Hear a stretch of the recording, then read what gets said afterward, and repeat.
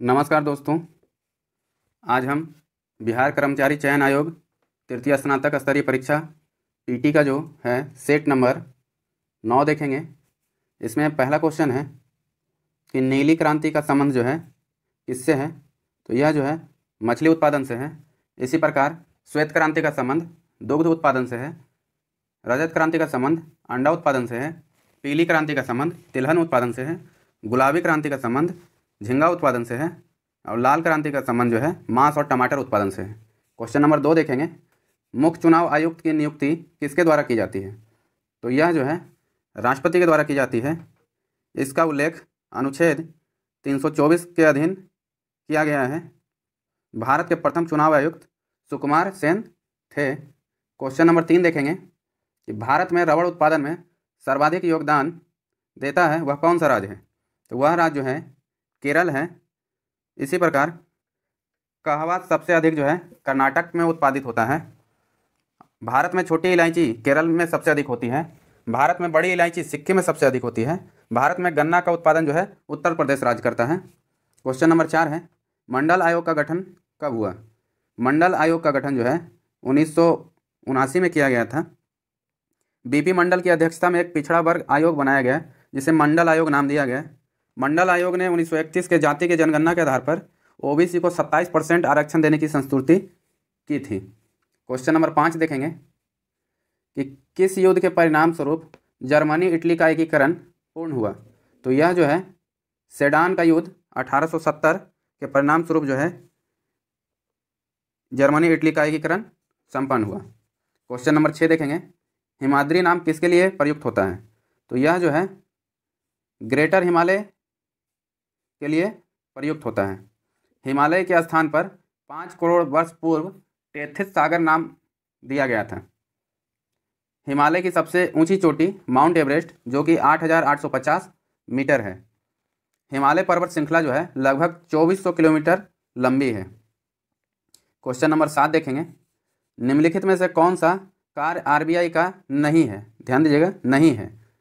तो जो है आरबीआई का ये रुपये के मूल्य का निर्धारण नहीं करती है। क्वेश्चन नंबर 8 है कि निम्नलिखित में से कौन भारत के लोकतंत्र के लिए चुनौती है। तो यह जो है राजनीति में धन का प्रयोग, यह एक चुनौती है। भारत में अभी वर्तमान में 17वीं लोकसभा का गठन हो चुका है। क्वेश्चन नंबर 9 देखेंगे, निम्नलिखित में से कौन भारत की सर्वाधिक ऊंचा पर्वत शिखर है। तो यह जो है K2 है जिसे गॉड ऑस्टिन भी कहते हैं। इसकी ऊंचाई 8611 मीटर है। एक एक बात पे ध्यान दीजिएगा। क्वेश्चन के साथ डिस्कशन भी इस सेट के साथ कर रहे हैं। यूट्यूब पे ऐसा किसी ने अभी तक नहीं किया है। क्वेश्चन नंबर 10 है, विकास केंद्र उपागम की शुरुआत किस पंचवर्षीय योजना में की गई थी। तो यह जो है चतुर्थ पंचवर्षीय योजना में की गई थी। चतुर्थ पंचवर्षीय योजना जो है 1969 से 74 के बीच हुआ था। क्वेश्चन नंबर 11 है, महात्मा गांधी ने किसे कहा था। महात्मा गांधी से किसने कहा था, महात्मा गांधी क्षणिक भूत की भली भांति धूल उड़ाते हैं लेकिन अस्तर नहीं। तो यह वाक्य जो है डॉक्टर भीमराव अंबेडकर ने कहा था। 14 अगस्त 1921 को बंबई में महात्मा गांधी से वार्ता के दौरान डॉक्टर भीमराव अंबेडकर ने कहा था कि इतिहास बताता है कि महात्मा गांधी क्षणिक भूत की भांति धूल उड़ाते हैं लेकिन अस्तर नहीं उठाते। क्वेश्चन नंबर 12 देखिएगा, 1977 के चुनाव में जनता पार्टी का नारा था। तो जनता पार्टी का नारा जो है लोकतंत्र बचाओ। जनता पार्टी का नारा था लोकतंत्र बचाओ। 25 जून 1975 को श्रीमती इंदिरा गांधी ने आंतरिक आपातकाल की घोषणा की थी। और इसी समय जो है जयप्रकाश नारायण के नेतृत्व में संपूर्ण क्रांति का नारा दिया गया था जो कि 1974 में दिया गया था। क्वेश्चन नंबर 13 है, राज्यसभा बजट प्रस्तावों को कितने दिन तक अपने पास रोक के रखती है। तो यह जो है 14 दिन तक अपने पास रोक के रखती है। संविधान के अनुच्छेद 109 के 1 के अनुसार धन विधेयक राज्यसभा में पुनर्स्थापित नहीं किया जाएगा। इसके लिए राज्यसभा को 14 दिन का समय मिलता है। क्वेश्चन नंबर 14 है, भारतीय वास्तुकला में सुर्खी का प्रारंभ कहाँ से हुआ था। तो यह जो है कुषाण काल से हुआ था। क्वेश्चन नंबर 15 है, निम्नलिखित में से कौन सा एक स्वरोजगार कार्यक्रम है। तो यह जो है स्वर्ण जयंती ग्राम रोजगार योजना है। क्वेश्चन नंबर 16 है कि अनुसूचित जाति के लिए लोकसभा की कितनी सीटें आरक्षित होती है। तो यह जो है 84 सीट जो है आरक्षित होती है।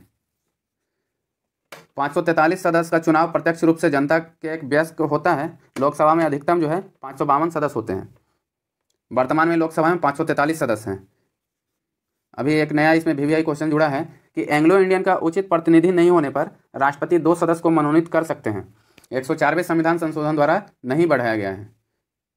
अनुच्छेद 81 के अधीन जो है लोकसभा का गठन किया जाता है।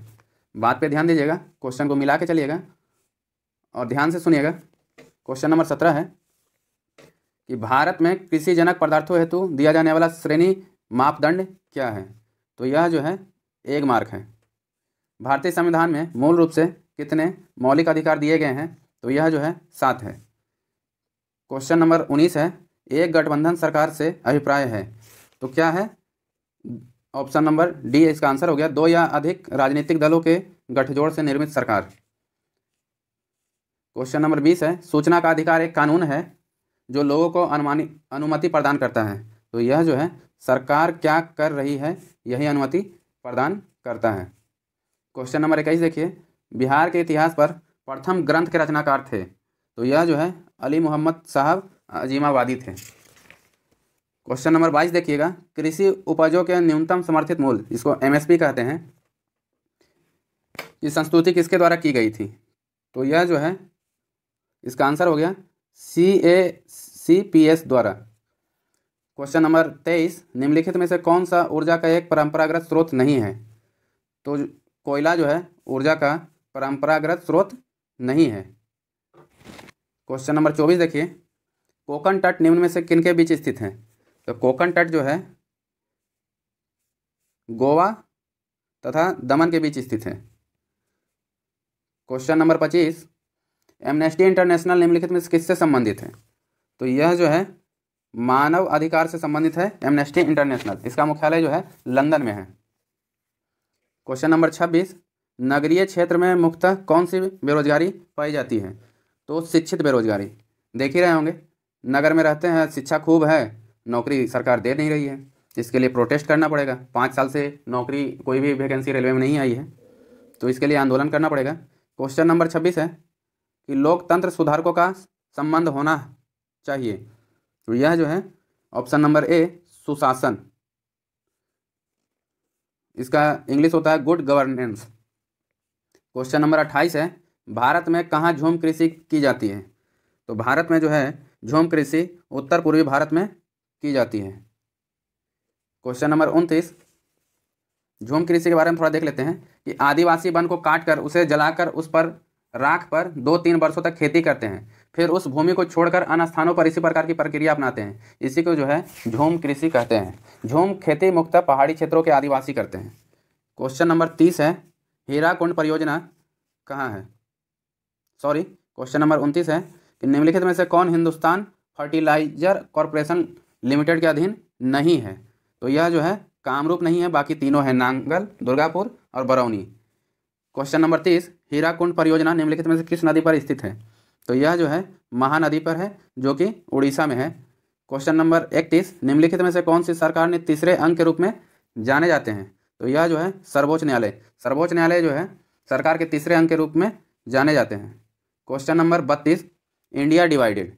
दिमाग में एक ही बात रखिएगा कि इंडिया को डिवाइड किसने किया था। तो डॉक्टर राजेंद्र प्रसाद ने खैनी ठोक करके डिवाइड कर दिया था। ऐसे दिमाग में बैठा सकते हैं, और कुछ नहीं है, बस एक लॉजिक है, बाकी ऐसा कुछ हुआ नहीं था। क्वेश्चन नंबर 33, नदी जो दक्षिण भारत की गंगा के नाम से जानी जाती है वह है। तो वह जो है कावेरी नदी है। की गंगा, जब पूछे कि की गंगा तो कावेरी, और दक्षिण की गंगा वो गोदावरी। क्वेश्चन नंबर 34, राजनीतिक दलों को चिन्ह कौन वितरित करता है। तो यह जो है चुनाव आयोग वितरित करता है। क्वेश्चन नंबर 35, हाल ही में भारत ने किस देश के साथ शिक्षा के क्षेत्र में सहयोग के लिए समझौते पर हस्ताक्षर किए थे। तो यह जो है मालदीव ने किए थे। यह करंट क्वेश्चन है, इस पर ध्यान दीजिएगा। क्वेश्चन नंबर 36, पुराणों का अध्ययन करने वाला प्रथम मुसलमान कौन था। यह वेरी वेरी इंपॉर्टेंट क्वेश्चन है। पुराणों का अध्ययन करने वाला पहला मुसलमान अल-बरूनी था। अबू रेहान अल-बरूनी 1017 ईस्वी में महमूद गजनवी के साथ भारत आया था। इस पर भी ध्यान दीजिएगा। क्वेश्चन नंबर 37 है, 1905 में बनारस में हुए अखिल भारतीय कांग्रेस की अधिवेशन किसके अध्यक्षता द्वारा की गई थी। तो यह जो है गोपाल कृष्ण गोखले के टाइम में की गई थी। दिमाग में बैठा के रखिएगा कि 1905 के टाइम में कौन थे, तो गोपाल कृष्ण गोखले थे। क्वेश्चन नंबर 38 है कि राष्ट्रीय आदर्श वाक्य सत्यमेव जयते किस ग्रंथ से लिया गया था, तो यह जो है मुंडकोपनिषद से लिया गया था। 1000 BC से 600 BC के बीच 108 उपनिषद लिखी गई थी।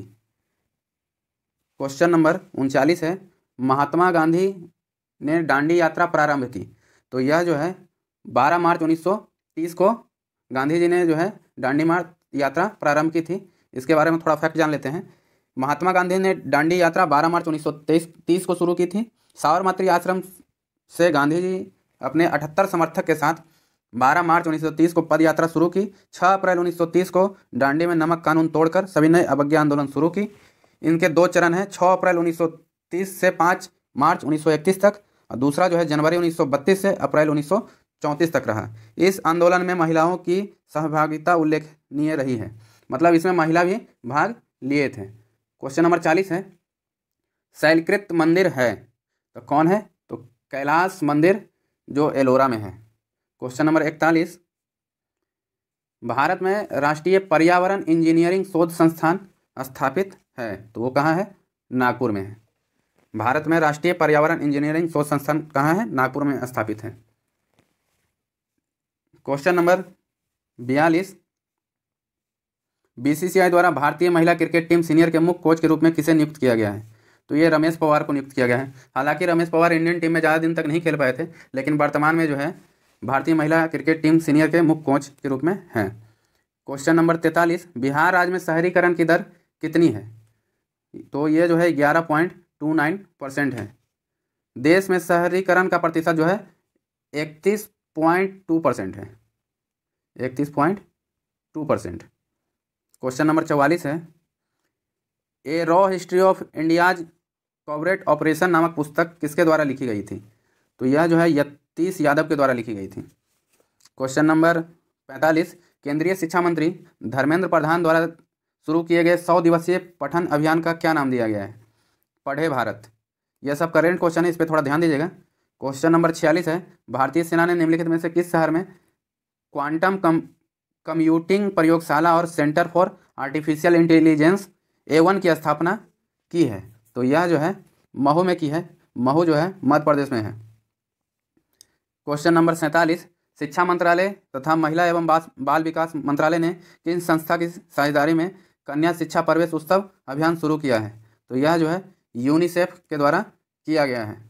क्वेश्चन नंबर 48 PC महालनोबिस पुरस्कार से सम्मानित प्रथम व्यक्ति हैं, तो यह जो है C रंगराजन है। दिमाग में ऐसा नहीं बैठाइएगा इस सारा पुरस्कार तो है नरेंद्र मोदी को ही दिया जा रहा है, ये दिमाग में नहीं रखने का। थोड़ा पढ़ने के बाद थोड़ा डाउट भी क्लियर हो जाता है। वीडियो को अभी तक आपने सब्सक्राइब नहीं किया है तो चैनल को सब्सक्राइब करके बेल आइकन दबा दें और वीडियो को लाइक करें। क्वेश्चन नंबर 49 देखिए वर्ष 1947 के भारत पाक युद्ध में इस्तेमाल किए गए किस विमान को आधुनिक रूप से भारतीय वायुसेना में शामिल किया गया था, तो यह जो है डकोटा एक विमान था जिसको 1947 के भारत पाक युद्ध में जो है शामिल किया गया था। क्वेश्चन नंबर 50 देखिए संप्राय मैदान संबंधित है, तो यह जो है नदी से संबंधित है।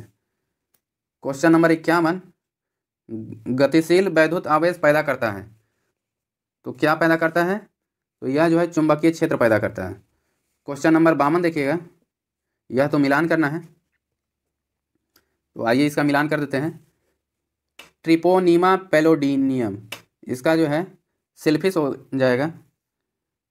यार्सिनिया पेटिस इसका जो है प्लेग हो जाएगा। यहाँ मिलान कर दे रहे हैं, आप देख लीजिएगा। बेसिलस एंथ्रेसिस इसका जो है एंथ्रेक्स हो जाएगा, एंथ्रेक्स। और चौथा डी में जो है विब्रियो कॉलेरी इसका जो है कॉलरा हो जाएगा।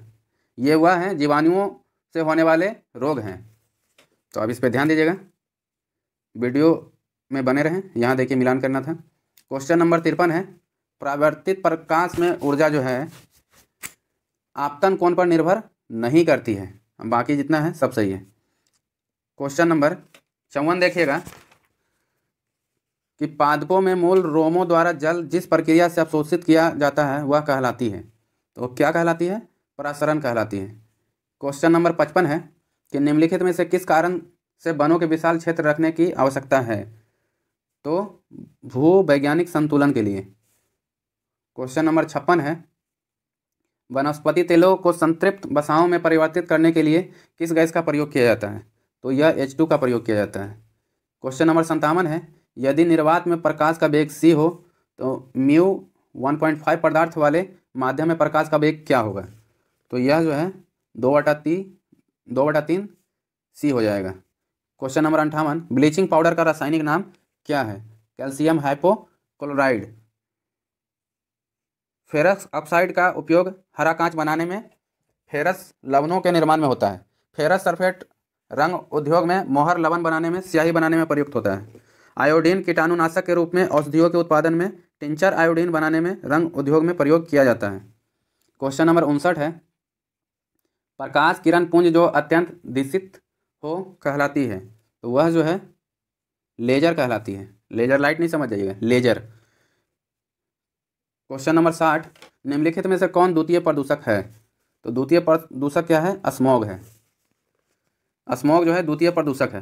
प्राथमिक प्रदूषक क्या होता है? तो प्राथमिक प्रदूषक है, थोड़ा इसका डीपली पढ़ लीजिए, कि ज्वालामुखी विस्फोट से राख, carbon monoxide, sulphur dioxide, nitrogen oxide और कार्बन डाइऑक्साइड आदि, ये सब जो है प्राथमिक प्रदूषक हैं। द्वितीय प्रदूषक तो आप देख ही रहे हैं, स्मॉग मतलब धुआं, फोटोकेमिकल धुआं, कोहरा, जमीनी स्तर पर ओजोन, ये सब जो है द्वितीय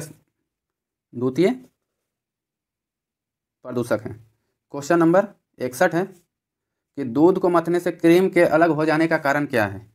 तो यह जो है अपकेंद्रीय बल है। ध्यान दीजिएगा, अभिकेंद्रीय और अपकेंद्रीय में हमेशा फंस जाते हैं लड़के। तो दूध को मथने से क्रीम के अलग हो जाने का कारण जो है अपकेंद्रीय बल है। अभिकेंद्रीय बल का अन्य उदाहरण भी है, सूर्य के चारों ओर ग्रह की गति। दूसरा है इलेक्ट्रॉन का नाभिक के चारों ओर घूमना। मतलब कुछ है वो सेंटर पर उसके चारों तरफ घूमेंगे ना, तो उसको अपकेंद्रीय बल कहेंगे। बस एक छोटा सा दिमाग में बैठा लीजिए। क्वेश्चन नंबर 62 है, निम्नलिखित में से किस युग्म में खुला परिसंचरण तंत्र पाया जाता है? तो यह जो है कॉकरोच और सिल्वर फिश में पाया जाता है। 63 नंबर क्वेश्चन है, क्रॉस लिंक्ड पॉलीमर का उदाहरण क्या है? तो यह जो है बेकेलाइट है। क्वेश्चन नंबर 64, एक इंजन की कार्यप्रणाली निम्नलिखित में के संरक्षण पर निर्भर करती है? तो ये रेखीय संवेग पर जो है एक जेट इंजन की कार्यप्रणाली निर्भर करती है। रेखीय चाल भी बराबर होता है कोणीय चाल ओमेगा गुणित त्रिज्या। ध्यान दीजिएगा, संवेग एक सदिश राशि है, इसका एसआई मात्रक गीगा गुने मीटर प्रति सेकेंड होता है। किसी वस्तु के द्रव्यमान तथा वेग के गुणनफल को उस वस्तु का संवेग कहते हैं। थोड़ा डीपली भी पढ़ना जरूरी है। क्वेश्चन नंबर 65 है, ग्रहों की गति के नियम प्रतिपादित किए थे? तो किसने प्रतिपादित किए? तो ये केपलर ने प्रतिपादित किए थे। क्वेश्चन नंबर 66, कुष्ठ रोग उत्पन्न होता है? यह जो है जीवाणु से उत्पन्न होता है। क्वेश्चन नंबर 67, अम्ल वर्षा के लिए उत्तरदायी गैस है? तो यह जो है सल्फर डाइऑक्साइड है। क्वेश्चन नंबर 68, जीन द्वारा नियंत्रित होता है? तो जीन द्वारा जो है आनुवांशिकता, ना कि प्रोटीन संश्लेषण। क्वेश्चन नंबर 69 है, निम्नलिखित में से कौन सी गैस वायुमंडलीय प्रदूषक है? तो सल्फर डाइऑक्साइड वायुमंडलीय प्रदूषक है। 70 नंबर क्वेश्चन है, हड्डियों में जमा मुख्य खनिज तत्व होता है? तो हमारे हड्डी में क्या होता है? तो कैल्शियम होता है। देखते हैं जब बुढ़ारी में हड्डी कमजोर हो जाएगा ना, तो कैल्शियम की गोली खाई पड़ता है। क्वेश्चन नंबर 71, पानी का त्रिगुणात्मक बिंदु क्या है? तो यह जो है 273.16 डिग्री के है, जिसे केल्विन कहते हैं। 72 नंबर क्वेश्चन है, एगार प्राप्त किया जाता है? तो एगार प्राप्त जो है शैवाल से करते हैं। ऐसे एगार को जब शैवाल को इंग्लिश में पढ़िएगा तो एलगई कहते हैं, इसलिए एगार प्राप्त किया जाता है। तो शैवाल को इंग्लिश में एलगई भी दिमाग में आप नाम बैठा करके रखिए। क्वेश्चन नंबर 73 है कि वो ग्राफ दे दिया गया है, दिए गए ग्राफ से 4 सेकंड में चली गई दूरी क्या है? तो देखिए 4 सेकंड में जो है 16 मीटर दूरी तय की गई है। क्वेश्चन नंबर 74 देखिए, एक उत्तल लेंस से 20 सेंटीमीटर की दूरी पर रखे बिंब का प्रतिबिंब कहाँ बनेगा यदि लेंस की क्षमता +2 डायोप्टर है? तो यह -33.3 सेंटीमीटर में बनेगा। क्वेश्चन नंबर 75 है कि माइटोकॉन्ड्रिया का मुख्य कार्य कोशिका सेल में क्या है? तो यह जो है रिसेप्शन करना इसका मुख्य कार्य है। इस पर थोड़ा माइटोकॉन्ड्रिया के बारे में जानिए कि माइटोकॉन्ड्रिया की खोज जो है अल्टमैन ने 1886 ईस्वी में की थी। बेंडा ने इसका नाम दिया था। बेंडा ने इसका नाम दिया था क्या? माइटोकॉन्ड्रिया। माइटोकॉन्ड्रिया कोशिका का श्वसन स्थल है। ऊर्जा युक्त कार्बनिक पदार्थों का ऑक्सीकरण माइटोकॉन्ड्रिया में होता है। जब माइटोकॉन्ड्रिया में क्रेब्स चक्र के दौरान पाइरूविक अम्ल प्रवेश करता है तो ग्लूकोज का पूर्ण ऑक्सीकरण होता है तथा 36 एटीपी ऊर्जा उत्पन्न होती है। माइटोकॉन्ड्रिया को कोशिकाओं का शक्ति केंद्र कहा जाता है। अगर 1 से लेकर के 75 क्वेश्चन पूरा कंप्लीट हो गया है। अगर वीडियो अच्छा लगा हो तो चैनल को लाइक एवं सब्सक्राइब जरूर करें और बेल आइकन पे प्रेस कर करके ऑल नोटिफिकेशन के लिए बेल आइकन दबाएं।